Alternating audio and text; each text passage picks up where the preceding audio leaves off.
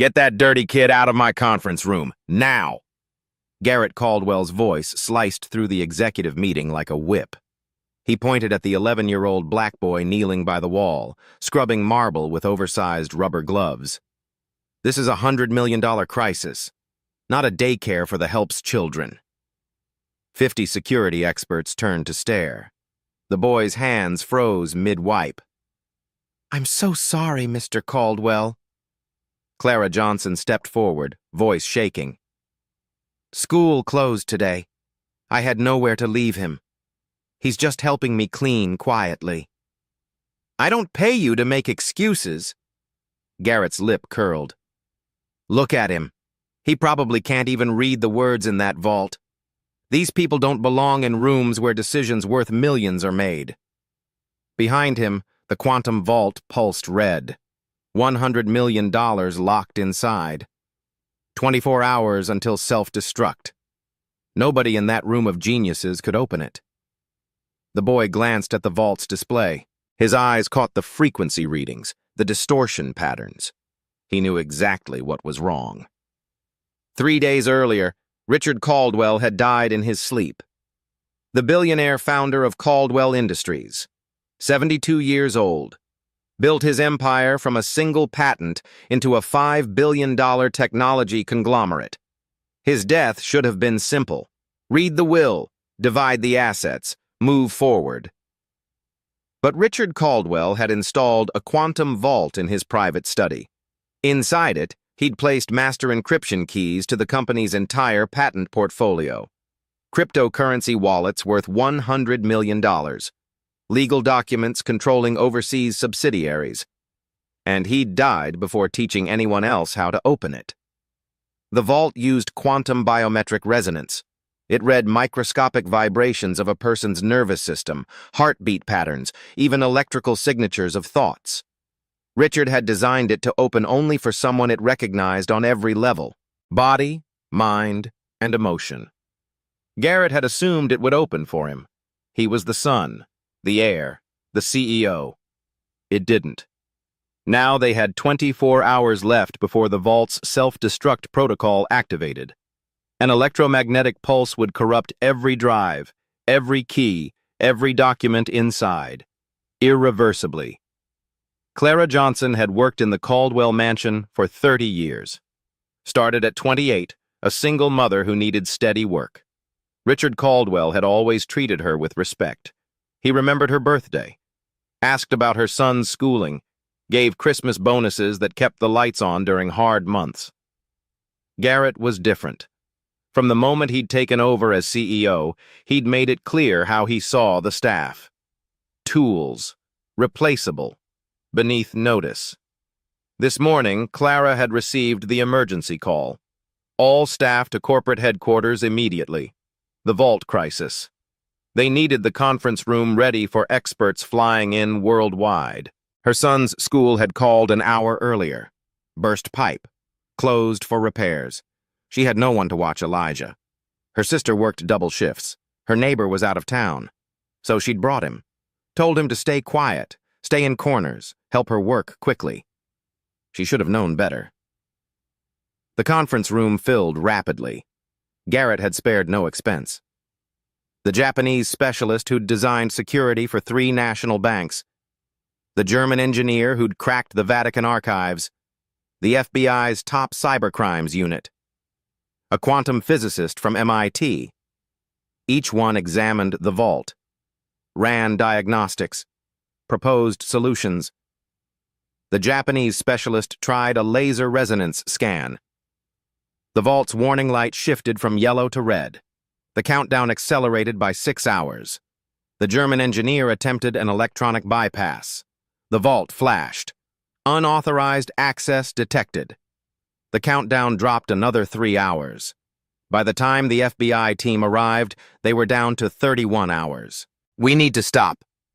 The lead FBI agent, Patricia Morrison, held up her hand. "Every failed attempt makes it worse." "Then what do you suggest?" Garrett's voice was tight with rage. "We sit here and watch $5 billion disappear?" "I suggest we wait for Dr. Vincent Carter. He designed quantum biometric systems. If anyone can understand what your father built, it's him. He's 3 hours away. Then we wait. Garrett slammed his hand on the table. Unacceptable. He paced, eyes scanning the room. Then his gaze landed on Clara, quietly refilling water glasses, and on Elijah, using a small brush to clean between chair legs. You. Garrett's voice dropped to something dangerous. How long have you been in this room? Clara straightened. Since 7 this morning, sir. Preparing for the meetings. Your son, too? Yes, sir. I apologize again. Security footage. Garrett snapped his fingers at an assistant. Pull up last night's recordings. 5 minutes later, the main screen flickered to life. Black and white security footage, timestamp 2:13 a.m. Clara appeared on screen, pushing her cleaning cart down the executive hallway. She stopped at Richard Caldwell's study, unlocked the door, entered. The interior camera showed her dusting, vacuuming, straightening papers. At one point, she approached the vault, stood before it for several seconds, then continued cleaning. There. Garrett froze the image. What were you doing? Clara's voice was steady. Dusting the shelf beside it, sir, like I do every week. You were alone with the vault the night before we discovered it wouldn't open. I was cleaning, Mr. Caldwell, like I've done for 30 years. Cleaning?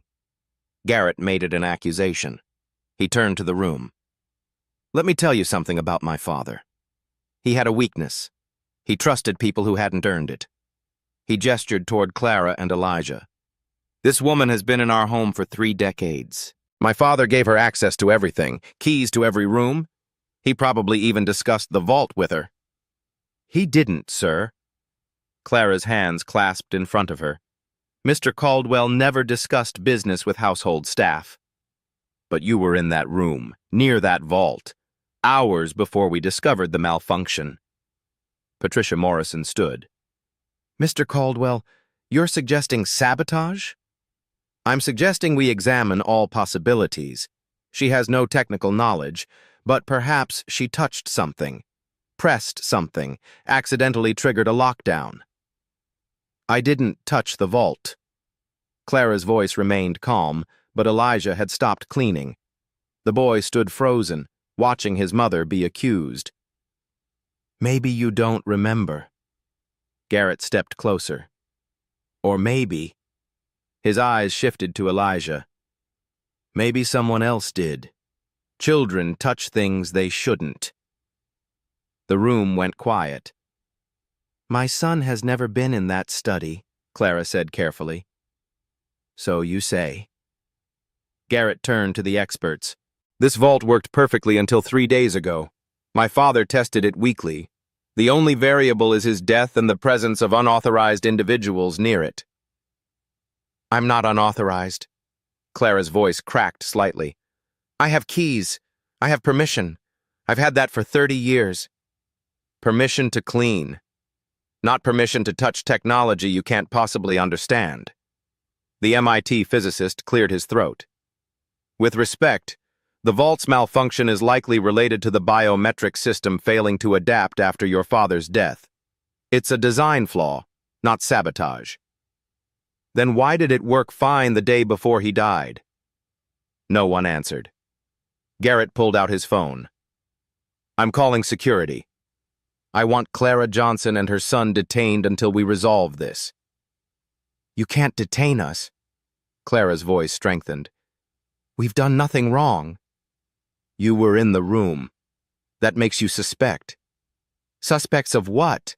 Patricia Morrison's voice was sharp. Cleaning? This is absurd. This is my company, my building, my decision. Elijah stepped forward. We didn't touch anything. Every eye turned to the 11-year-old. Garrett's lip curled. The child speaks. Tell me, boy, do you even know what that machine does? Elijah's jaw tightened. His mother reached for his arm, but he stood his ground. I know it's a quantum vault. Model X7. Uses bioresonance technology to read neural patterns and cardiac rhythms. The room went dead silent. Garrett blinked. What did you just say? I heard what you said. Garrett looked at Clara. You coached him. Told him what to say. I didn't. Elijah's voice grew stronger. I read about it. Read about it. Garrett laughed without humor. Where exactly would a child like you read about classified quantum security systems? Elijah didn't answer. That's what I thought. Garrett turned to the experts. These people overstep. They think that because they work in our homes, they're entitled to our knowledge. He pointed at Elijah. This boy has probably been snooping through my father's things for years, and now we're supposed to believe it's coincidence that the vault fails right when... Mr. Caldwell. A new voice came from the doorway. Everyone turned. An elderly Asian man stood at the entrance, leaning on a cane. His hair was silver, his face weathered, but his eyes were sharp. Dr. Carter. Patricia stood. Thank God. Chen walked slowly into the room, his gaze sweeping across the vault. Tell me what's happened. Garrett quickly outlined the situation. The vault's malfunction, the failed attempts. The countdown is at 28 hours. Chen listened without interruption. Then he approached the vault, studying its display. The biometric signature is fragmented, he said. Partially there, but incomplete. Like an echo. Can you fix it? Garrett demanded. I don't know.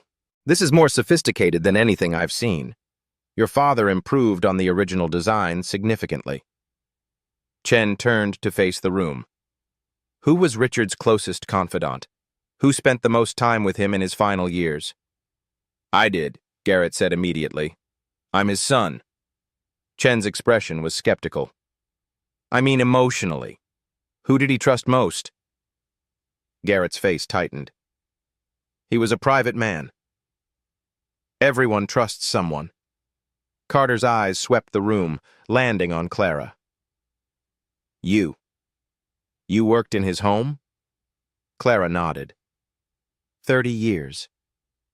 Did Richard ever discuss the vault with you? No, sir. But you cleaned his study? Yes, sir. Weekly. And you... Carter looked at Elijah. You're her son? Yes, sir. How old? 11. Chen studied the boy. Have you ever met Richard Caldwell? Before Elijah could answer, Garrett interrupted. This is a waste of time. They're staff. They have no... Please. Carter held up one hand. Let the boy answer. Elijah glanced at his mother. She gave the smallest nod. I met him, Elijah said quietly. Sometimes when Mom worked, I waited in the library. And did he speak to you? Sometimes. About what? Books, science, things I was reading. Chen's eyebrows rose. He discussed science with you?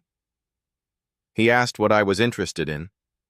I told him about physics, quantum mechanics. He seemed surprised I knew about it. The room went very quiet. Garrett made a disgusted sound. We're listening to a child's fantasies while the vault... Be quiet. Carter's voice was soft but absolute. He moved closer to Elijah. What exactly did Richard discuss with you? Wave functions, probability states, superposition. He said most people think it's magic, but it's just math we don't understand yet. Chen's expression shifted to wonder. He said that? Yes, sir. He said he was designing something that used quantum principles, something that could read things normal machines couldn't. Did he show you what he was designing? Elijah shook his head, then paused. He gave me a notebook. Said it was notes. Told me to keep it safe. Every person in the room leaned forward. You have a notebook? Carter's voice was careful. Given to you by Richard Caldwell? Yes, sir. Where is it? Elijah reached into his jacket pocket. pulled out a small leather-bound journal, edges worn. He held it out. Chen took it with trembling hands, opened it. His eyes scanned the pages. His face went pale. This is the complete technical schematic for the quantum vault. Every detail, every modification Richard made. Garrett snatched the notebook, flipped through it, his face cycling through disbelief and rage. Why would my father give classified documents to a child? His voice was barely a whisper. Chen looked at Elijah with new respect. Perhaps because he saw potential others missed. Potential? Garrett's voice rose. He's 11. He's the son of our cleaning woman. He has no education, no training, no... I can open the vault. The words came from Elijah. Quiet, certain. The room erupted. Elijah Johnson's education began in a corner, not a classroom corner. The corner of Richard Caldwell's private study, where a 6-year-old boy sat cross-legged on carpet, waiting for his mother to finish cleaning. Clara had raised her son alone since birth. The father left before Elijah turned 1. No child support, no contact, just Clara, working 3 jobs to keep a studio apartment in Queens. When she landed the position at the Caldwell mansion, it felt like salvation. Steady pay, benefits, 1 job instead of 3. But it meant long hours, and sometimes bringing Elijah with her. Stay quiet, she'd tell him. Sit in corners. Don't touch anything. Read your books. Elijah always listened. Good behavior meant his mother kept her job. Her job meant they kept their apartment. Their apartment meant safety. So he sat, and he read. At 4, Elijah taught himself to read using grocery circulars and subway ads. By 5, chapter books. By 6, he'd exhausted the children's library and moved to adult nonfiction. Science fascinated him most. The way the universe followed rules, patterns, mathematics explaining everything from falling apples to distant galaxies. The Caldwell mansion had a library that made public libraries look like closets. 3 floors, thousands of volumes. First editions worth more than Clara earned in a year. Richard Caldwell told her once that Elijah was welcome to read anything. Just be careful. Put books back where he found them. So while Clara cleaned, Elijah explored. Stephen Hawking at 7, Einstein at 8. By 9, graduate-level physics textbooks, teaching himself equations most adults would never understand. He didn't tell anyone. What was the point? He was the cleaning woman's son. Nobody cared what he knew. Except Richard Caldwell noticed. It happened on a Saturday morning. Clara polished silver in the dining room. Elijah sat in the study reading Introduction to Quantum Field Theory. The door opened. Richard walked in, expecting an empty room. He stopped. Hello, Elijah.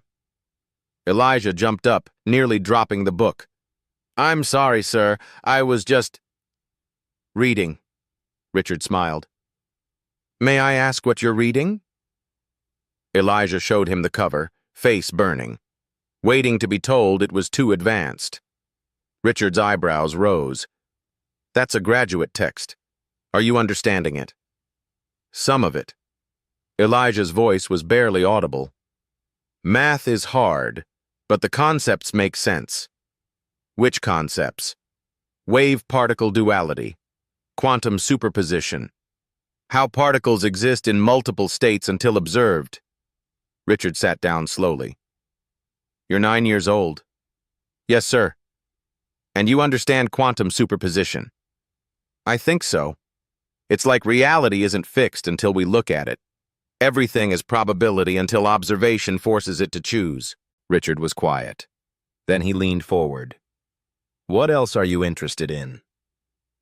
That conversation lasted an hour, then another hour the next Saturday, and the Saturday after. Richard never told anyone, not his son, not the staff, not even Clara, though he suspected she knew. He began leaving books out for Elijah, real textbooks, engineering manuals, technical journals, articles about biometric security, quantum encryption, neural pattern recognition. Elijah devoured them all. "Why do you like learning this?" Richard asked once. Elijah thought carefully. "Because it makes sense. Numbers don't lie. Science doesn't care who you are or where you come from. It just is." "That's very wise." "Mom says I have to be wise. We can't afford for me to be foolish." Richard's expression grew sad. "Your mother is remarkable. She works hard." The hardest workers are often least appreciated. Richard pulled a leather notebook from his desk. "Elijah, the world will try to make you feel small. People will look at where you come from and decide what you're capable of." "I know, sir." "But capability isn't about credentials. It's about curiosity, willingness to learn, courage to try." He handed the notebook to Elijah. "I'm designing something revolutionary, a security system that doesn't just read fingerprints, it reads emotion, connection, trust." Elijah opened it.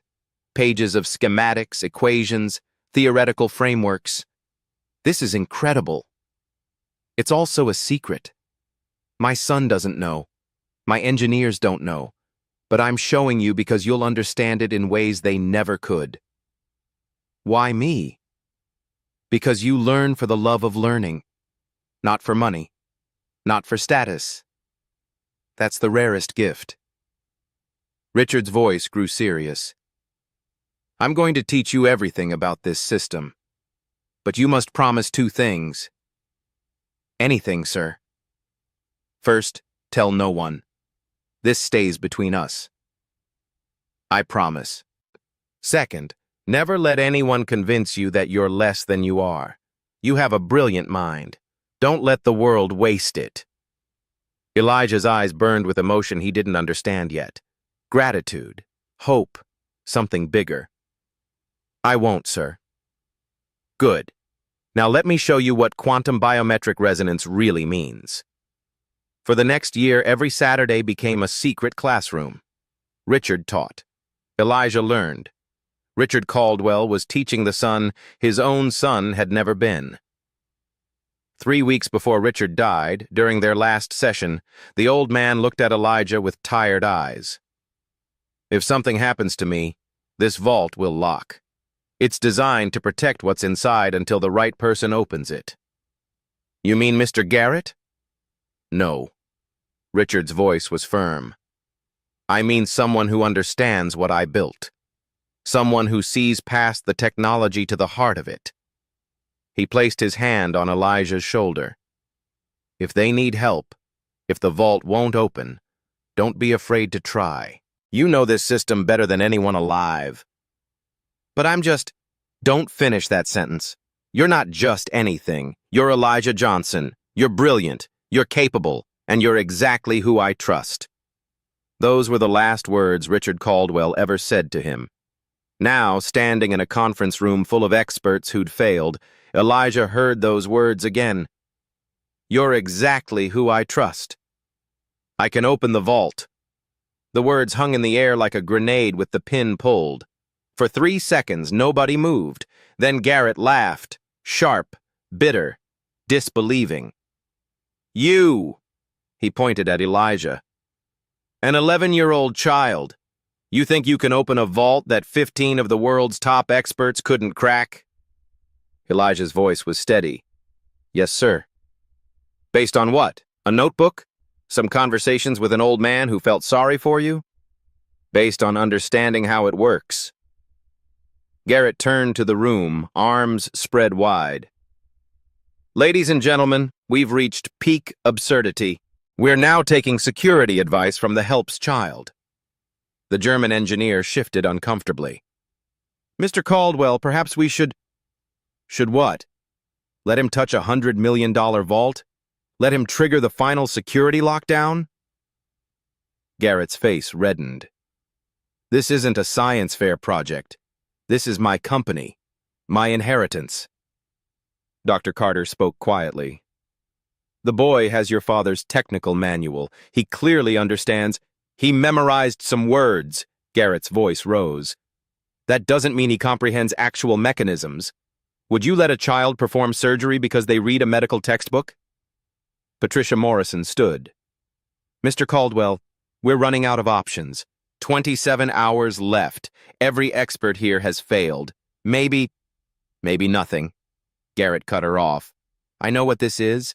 An elaborate con. The mother plants herself near the vault. The kid studies enough to sound smart. They wait for my father to die, then swoop in claiming they can help. Clara's voice came from the corner, shaking but clear. We're not thieves. No? Garrett spun toward her. Then explain why your son has classified technical documents. Explain why my father gave him access to information he didn't give his own son. I can't explain that, sir, but my boy is not a thief. Except knowledge that didn't belong to him. Elijah stepped forward. Mr. Caldwell gave it to me. He wanted me to learn. My father was 72 years old. His judgment was failing. He probably didn't even understand what he was giving you. Dr. Carter's voice was firm. Richard Caldwell's mind was sharp until the day he died.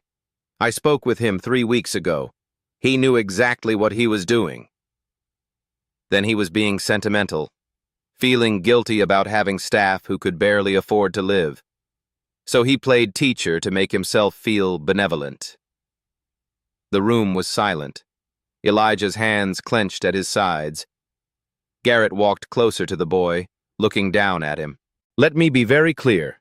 If you touch that vault and cause any damage, I will ensure you and your mother are prosecuted.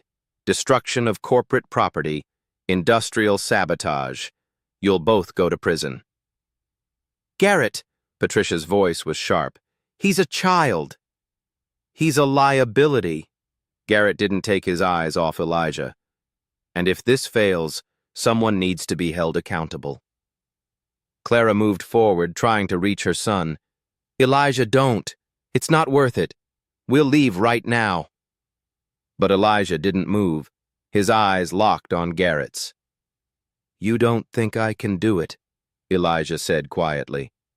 I know you can't. Because I'm 11? Because you're a child with no credentials, no training, and no business being in this room. Mr. Caldwell thought differently. My father was wrong. The words echoed in the silence. Dr. Carter stood slowly, leaning on his cane. Garrett, I've known you since you were younger than this boy. Your father called me 6 months ago. He told me he'd found someone with a natural gift for understanding quantum systems, someone who saw patterns trained engineers missed. Chen looked at Elijah. He was talking about you, wasn't he? Elijah nodded slightly. And he made you promise not to tell anyone. Yes, sir. Because he knew they wouldn't believe you. Another nod. Chen turned back to Garrett. Your father built that vault with a specific design philosophy. It doesn't just recognize biological signatures. It recognizes understanding, connection, trust. The vault only opens for someone who truly comprehends what he built. That's metaphysical nonsense. It's quantum biometric resonance. Carter's voice was sharp. The system reads neural patterns associated with comprehension and emotional connection. Your father spent a year teaching this boy how it works. Garrett's jaw worked. Even if that's true, we can't risk... Risk what? Patricia interrupted. We're out of options. In 27 hours, that vault destroys its contents anyway. We literally have nothing to lose. We have $100 million to lose. We've already lost it if we don't try something different. The Japanese specialist spoke. Mr. Caldwell, I've examined the security logs. Every attempt we've made has accelerated the countdown. But there's one access protocol we haven't triggered, for a non-standard user profile. Non-standard? Garrett frowned. Someone not in the system's primary authorization list. Someone who approaches with the correct harmonic signature rather than stored credentials. The specialist looked at Elijah. The boy might actually be our best chance. Garrett was silent. Then he pulled out his phone. Send legal up here. Now. 5 minutes later, a man in a dark suit entered carrying a tablet. I need a liability waiver. Comprehensive. If this child attempts to access the vault and fails, his family assumes full financial and legal responsibility for any damages. Clara gasped. We can't afford... That's the point. Garrett's eyes were cold. You want to play the hero? Fine. But if you fail, you pay. Every penny. The lawyer looked uncomfortable. Sir, he's a minor. He can't sign. His mother can. As his legal guardian, she accepts responsibility for his actions. The lawyer began typing. Clara's face went white. Mr. Caldwell, please, we don't have anything. If something goes wrong, then you'll spend the rest of your lives in debt, both of you. Elijah looked at his mother, saw the fear in her eyes. 30 years of cleaning, of bowing, of saying yes, sir, and I'm sorry, sir. He thought about Richard Caldwell's hand on his shoulder, the pride in the old man's eyes, the way he'd been treated not as the help's son, but as a person worth teaching. You're exactly who I trust. I'll sign it, Elijah said. Elijah, no! Clara reached for him. Mom. He took her hand. I can do this. Mr. Caldwell taught me. He trusted me. I'm not going to let everyone think he was wrong. Tears streamed down Clara's face. Baby, you don't have to prove anything. Yes, I do. His voice was quiet, but certain. Not to them. To me. The lawyer handed the tablet to Clara. Ms. Johnson, if you sign this, you're accepting full financial liability. This includes damages valued at approximately $100 million. Do you understand? Clara's hand shook as she took the tablet. Mom, don't sign it. Elijah's voice cracked. We'll just leave. No. Clara's voice was stronger now. She looked at her son with something fierce in her eyes. If Mr. Caldwell trusted you, then I trust you. She signed. The lawyer took the tablet back. It's done. Garrett smiled without warmth. Excellent. Now let's see what the genius child can do. Dr. Carter approached Elijah, speaking softly. The vault has 3 authentication layers: biological signature, harmonic frequency matching, and emotional resonance verification. Do you understand all 3?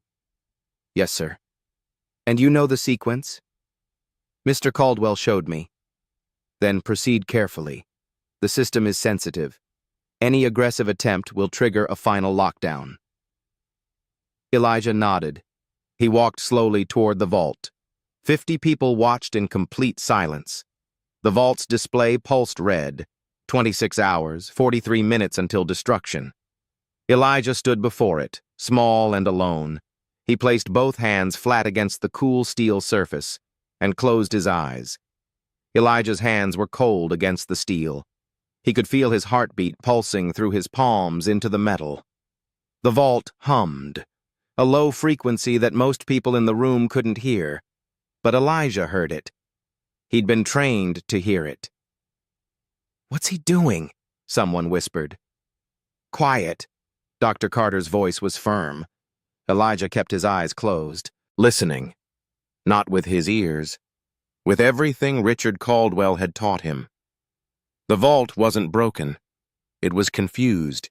He could feel it in the harmonic distortion, the way the frequency wavered, searching for something it couldn't find, like a dog waiting for an owner who would never come home. After 2 minutes, Elijah opened his eyes and stepped back. Well? Garrett's voice was sharp with impatience. Did you have a nice meditation session? Elijah ignored him.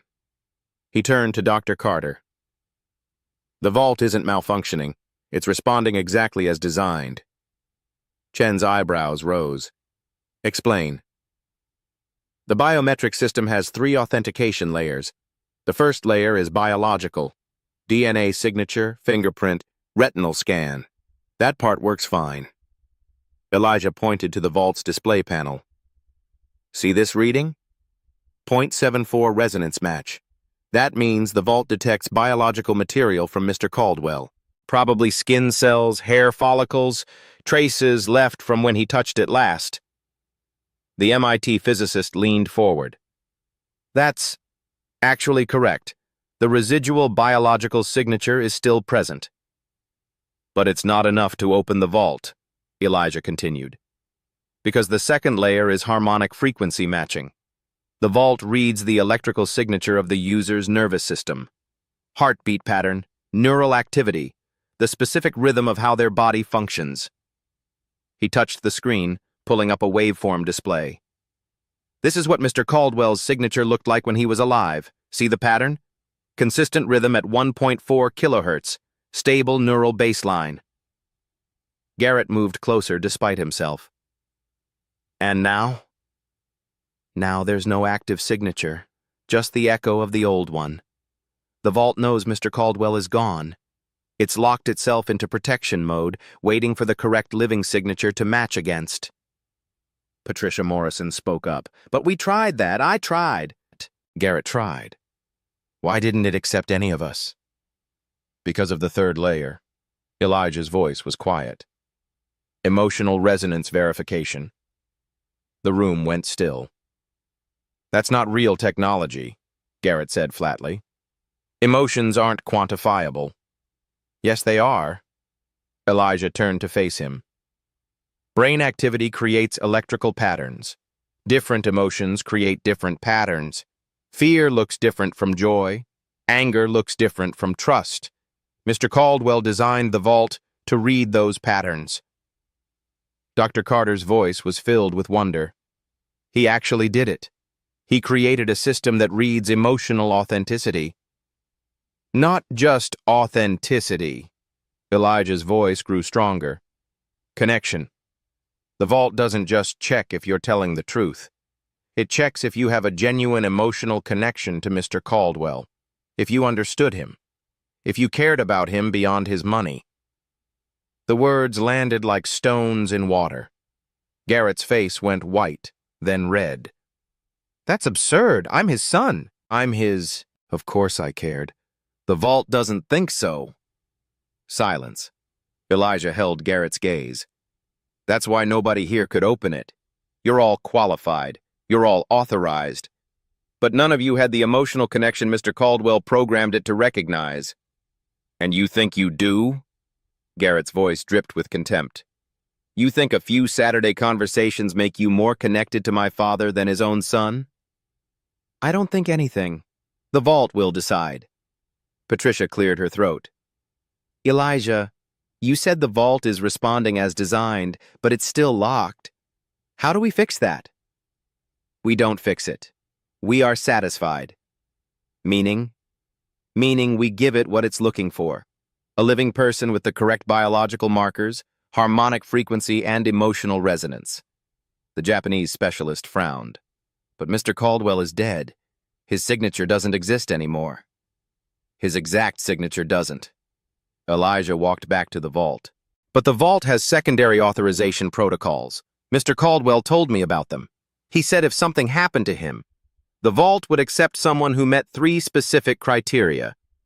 He held up one finger. First, biological connection or proximity. Someone whose DNA or biological signature was logged into the system during the setup phase. Dr. Carter nodded slowly. Go on.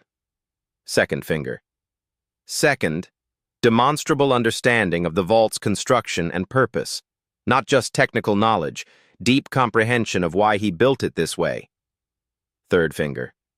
Third, genuine emotional connection verified through neural pattern matching. The vault has to sense that you actually cared about him. Garrett laughed harshly. So you're saying my father programmed his vault to only open for people who loved him? That's childish, sentimental nonsense. Maybe. Elijah's voice was steady. But it's his vault, his design, his choice. And you think you meet all 3 criteria? I know I meet the first one. Mr. Caldwell told me he registered 3 biological signatures in the secondary authorization system. Patricia leaned forward. 3? Who? Elijah looked at his mother. My mom is one. He registered her signature 5 years ago. She didn't know. He did it during one of her medical checkups that he paid for. Clara's hand went to her mouth. He never told me. He wanted you in the system. He trusted you. Who are the other two? Carter asked. I'm the second one. He registered my signature 2 years ago. I remember the day. He said he was testing the scanner. Asked me to put my hand on it for calibration. Elijah's voice grew softer. The third signature is his wife. She died 12 years ago. He never removed her from the system. The room was absolutely silent. Garrett's voice was barely a whisper. My mother? Yes. Mr. Caldwell said he kept her in the system because she was the only person who truly knew his heart. He said if anything went wrong, if he couldn't open the vault himself, it should go to someone who understood love over money. Tears ran down Garrett's face, but his expression was twisted with anger. He put the maid and her bastard son in his security system, but not his own child? I'm sorry, Elijah said quietly. And he meant it. Dr. Carter cleared his throat. Elijah, you've explained who has biological authorization, but the vault still won't open on biology alone. You said it needs harmonic frequency matching and emotional resonance. How do you provide those? That's the part Mr. Caldwell spent the most time teaching me. Elijah turned back to the vault. The harmonic frequency layer isn't about matching his frequency. It's about creating a bridge frequency. A what? Patricia asked. A bridge. A resonance pattern that connects the vault's memory of Mr. Caldwell's signature with a living person's signature. You create a harmonic that contains elements of both. The MIT physicist stood up. That's theoretically possible, but the precision required, you'd need to consciously control your heart rate, neural activity, even your breathing pattern to match specific frequencies. That's impossible without biofeedback equipment. Mr. Caldwell taught me how to do it without equipment. Elijah's voice was calm. He spent months training me. Meditation techniques, breathing exercises. He said it was like learning to play an instrument, but your body is the instrument. He looked around the room. I can slow my heart rate to match his resting rate. I can regulate my breathing to create the same neural patterns he had when he was calm and focused. I can generate the harmonic bridge the vault needs. That's impossible, Garrett said, but his voice lacked conviction. It's not impossible. It's just very difficult. And it requires something else. What? Carter asked. It requires the emotional resonance layer. That's the part I can't fake. The vault will scan my neural patterns while I'm creating the harmonic bridge. It'll read whether I'm doing this out of greed, fear, or genuine connection. Elijah's voice dropped. If I'm lying, if I'm just trying to steal what's inside, the vault will know. It'll read the fear and deception in my brain patterns, and it'll trigger the final lockdown immediately. Patricia understood. So you're risking everything. If the vault senses you're not genuine, it destroys the contents right away. We lose our remaining time. Yes. And if you're wrong about the bridge frequency, if you can't match it precisely enough, same result, immediate lockdown. So there's no practice run, no second attempt. You get one chance, and if anything goes wrong, we lose everything instantly instead of in 26 hours. Yes. Garrett's voice was cold. And why should we believe you even know what you're doing? You're 11 years old. This could all be fantasy. Stories you've made up. Elijah reached into his pocket and pulled out the leather notebook again. He opened it to a specific page and showed it to Dr. Carter. This is the bridge frequency formula. Mr. Caldwell wrote it out for me. He said if I ever needed to open the vault, this is how. Chen's hands trembled as he studied the page. Mathematical equations, waveform diagrams, notes in Richard Caldwell's handwriting. At the bottom of the page, one sentence. For Elijah, the son of my heart, if not my blood, trust yourself. Chen looked up, tears in his eyes. This is real. Richard really did plan for this. He showed the page to Patricia, then to the other experts. One by one, their expressions changed from skepticism to shock. The Japanese specialist spoke. These calculations are perfect. This would work, if someone could actually execute it. Can you? Patricia asked Elijah directly. Can you really do this? Elijah thought about Saturday afternoons in the study. Richard's patient voice guiding him through breathing exercises, the way the old man's hand felt on his shoulder, steady and sure. He thought about his mother, who'd signed away everything they had because she believed in him. He thought about Garrett's contempt, the way the room had looked at him like he was invisible until they needed him. I can do it, Elijah said. Mr. Caldwell believed I could. That's enough. Dr. Carter placed his hand on the boy's shoulder. Then we trust you. Show us what Richard taught you. Elijah approached the vault one more time. This time everyone understood what they were witnessing. Not just a child trying to open a safe, a student honoring his teacher's final lesson. The room cleared to a 30-foot perimeter. Dr. Carter's orders. Any electromagnetic interference from phones or computers could disrupt the harmonic frequency matching. Elijah stood alone before the vault. His mother watched from the edge of the circle, hands clasped so tightly her knuckles were white. Medical team on standby. Patricia spoke into her phone. If his heart rate becomes erratic, we intervene immediately. No. Elijah's voice was quiet but firm. If you interrupt, the vault locks permanently.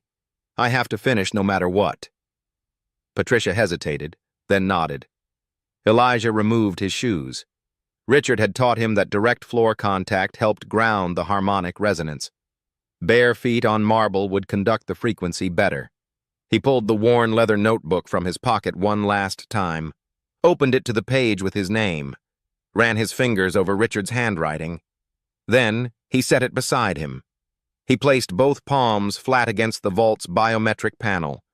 The steel was cool, smooth. It began to warm under his touch. The vault's display flickered. Biological scan in progress. 30 seconds passed. Secondary authorization recognized. Elijah Johnson. A murmur ran through the crowd. Phase 1 complete, Dr. Carter whispered. Now came the hard part. Elijah closed his eyes, began the breathing technique Richard had taught him. 4 counts in through the nose, hold for 7, 8 counts out through the mouth. His heartbeat, racing with nervousness, began to slow. Dr. Carter watched a medical monitor. His heart rate is dropping, 90 beats per minute, 85, 80.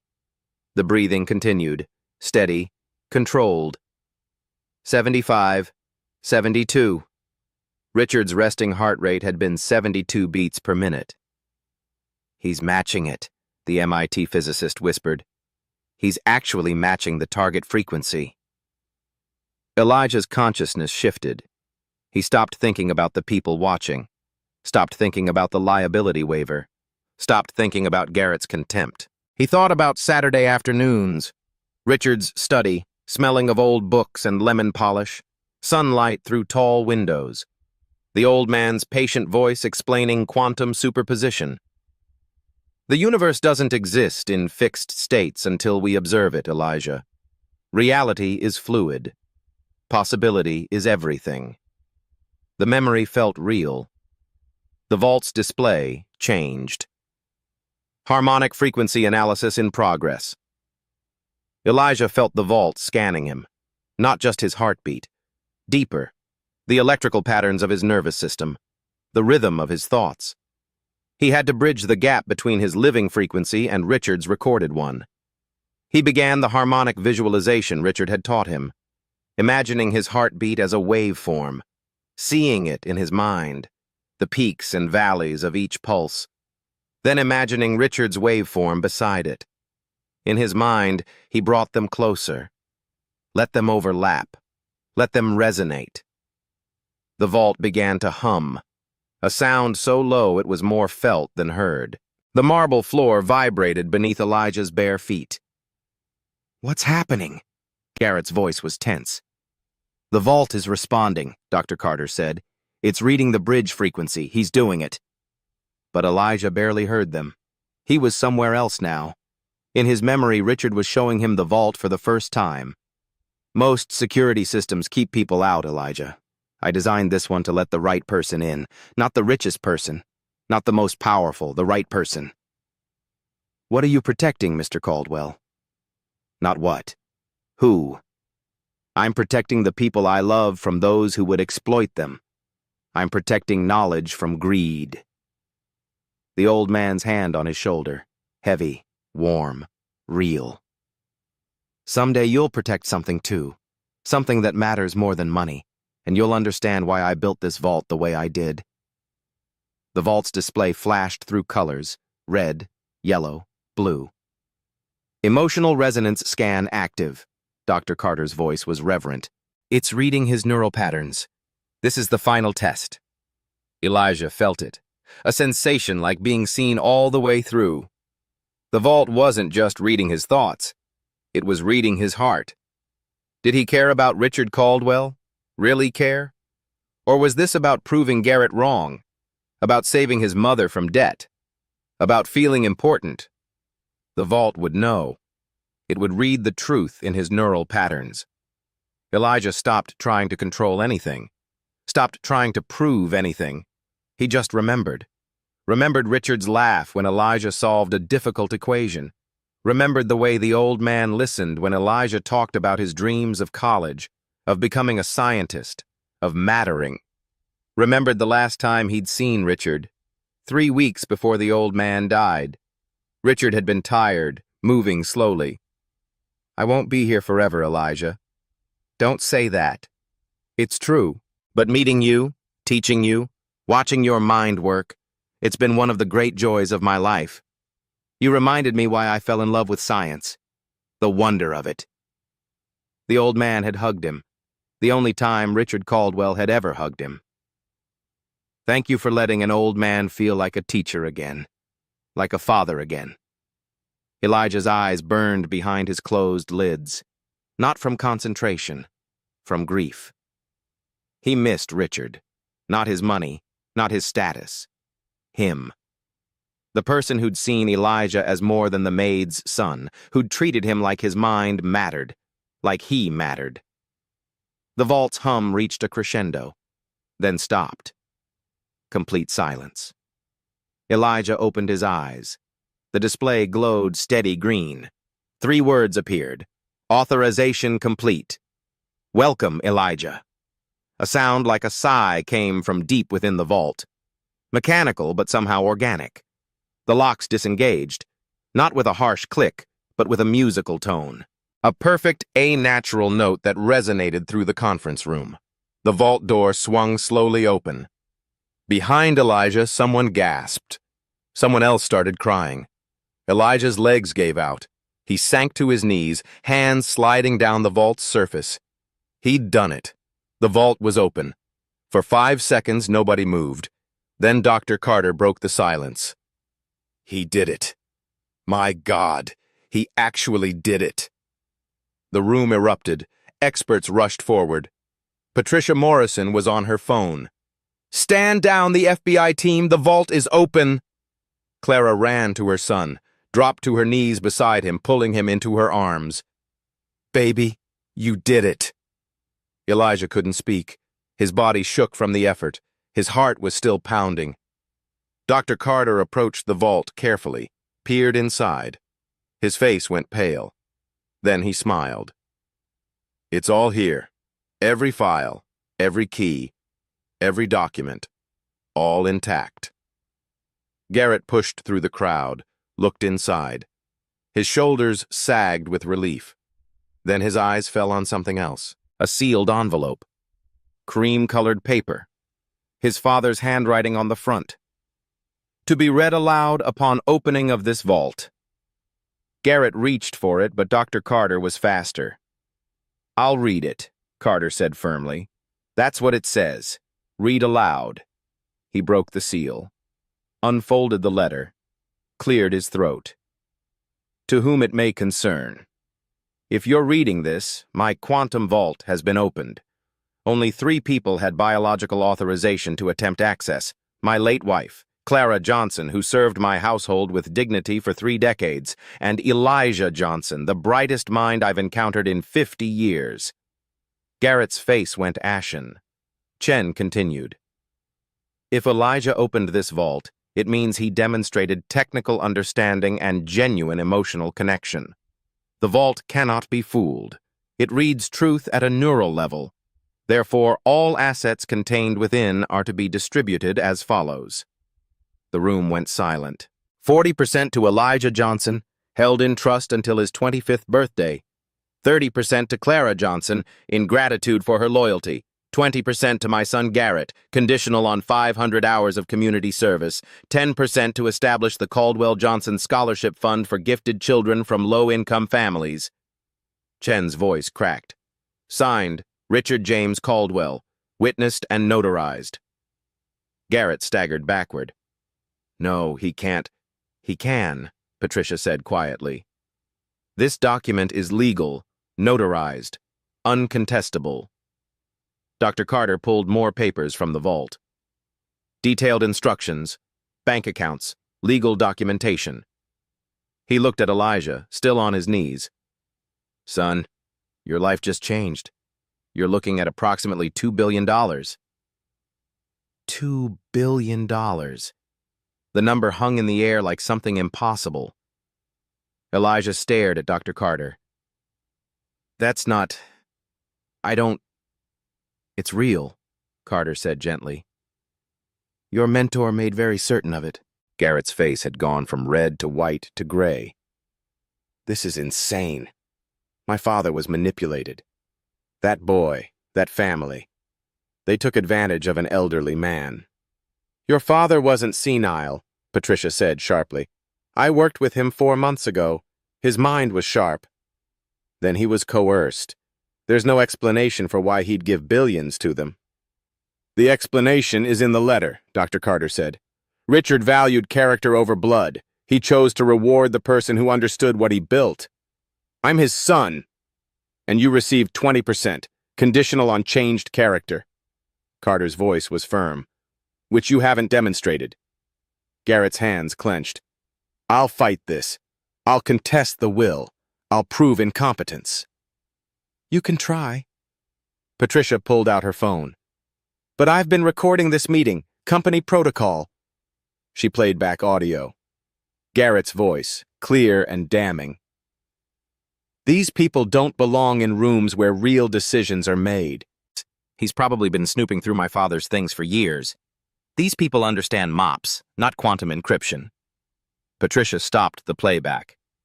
You've spent 2 hours disparaging this child, threatening his family, demonstrating exactly the character your father feared. Dr. Carter pulled another document from the vault. Richard left detailed documentation, dated entries going back 3 years. He read aloud. March 15th. Garrett fired 3 single mothers today for insufficient productivity. All had exemplary reviews. When confronted, he called them dead weight. I fear my son has lost sight of what makes a company valuable. Another entry. September 2nd. Caught Garrett berating Clara for a water glass placement. Called her incompetent in front of guests. I've never been more ashamed.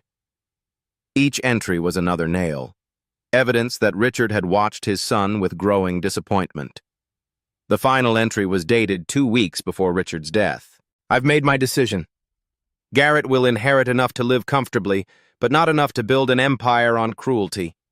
The bulk goes to those who understand money is a tool, not a measure of worth. To Clara, who raised a brilliant son on poverty wages. To Elijah, who has the mind to change the world. They deserve this. Garrett has squandered his chance.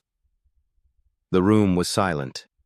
Garrett's voice was barely a whisper. He really hated me. He didn't hate you, Carter said quietly. He was disappointed. There's a difference. He gave billions to strangers. He gave billions to people who treated others with dignity. Carter closed the folder. You can contest this, but every entry will be evidence. Every witness here will testify. You'll lose, Garrett, publicly. Patricia nodded. Accept the 20%. Complete the community service. Learn what your father tried to teach. Garrett looked around the room. 50 faces staring back, some with pity, some with contempt, none with support. He looked at Elijah, still kneeling by the vault with his mother. For a moment, something flickered in his eyes. Shame, maybe. Recognition. Then it hardened back to resentment. Keep the money, he said. You'll waste it anyway. People like you always do. 5 years you'll be broke, begging for your old jobs back. He turned toward the door. Dr. Carter called after him. Garrett, your father left you a personal letter. Don't you want it? Garrett stopped. What does it say? I don't know. It's sealed. Addressed to you. Chen held out a small envelope. Garrett stared at it, then walked back and took it. He opened it right there, read silently. His face crumpled. Just for a second. Then he folded the letter, put it in his pocket, and left without another word. Nobody asked what it said. Some things were meant to stay private. 1 year later. The Caldwell-Johnson Academy opened its doors to 500 students. Kids who tested gifted but couldn't afford programs.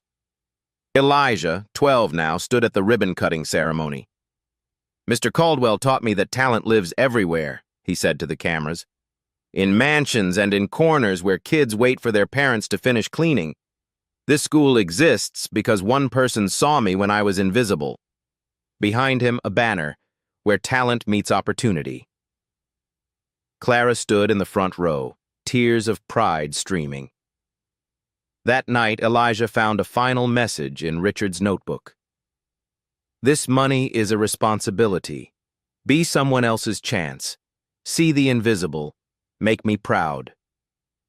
R.C. Elijah touched the words. I promise, he whispered. If this story moved you, comment about a time you were underestimated. Subscribe if you believe everyone deserves someone who sees their potential. Sharp-eyed viewers, rewatch 347. There's a detail most miss. Share this with someone who needs to hear it. At Black Voices Uncut, we don't polish away the pain or water down the message. We tell it like it is because the truth deserves nothing less. If today's story spoke to you, click like, join the conversation in the comments, and subscribe so you'll be here for the next Uncut Voice.